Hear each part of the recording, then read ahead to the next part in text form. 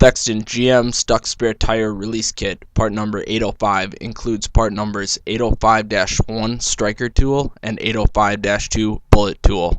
The 805-2 Bullet Tool releases the secondary latch without the need of a jack, as instructed in owner's manual. Use the vehicle key to remove the spare tire lock.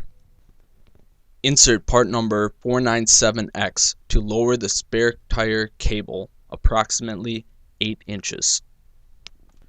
Insert the 805-2 bullet tool onto the lowered cable with the cone side facing the spring. Raise cable with THX 497X until spring is completely compressed. You may hear a click indicating the safety latch has been released. Lower the tire and remove tool.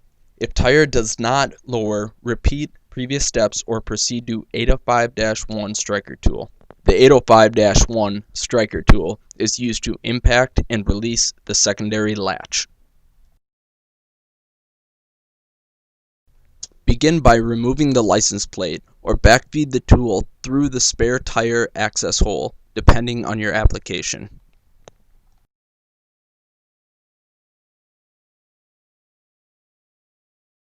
Use Striker Tool to remove rubber boot if more visibility is desired.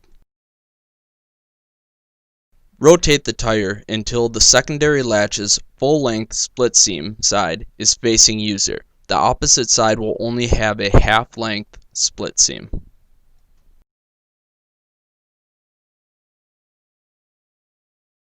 Insert tool so groove is centered on split seam.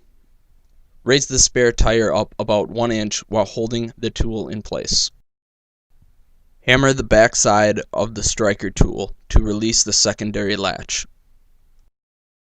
Lower spare tire and verify secondary latch released. If tire does not lower, repeat previous striker tool steps.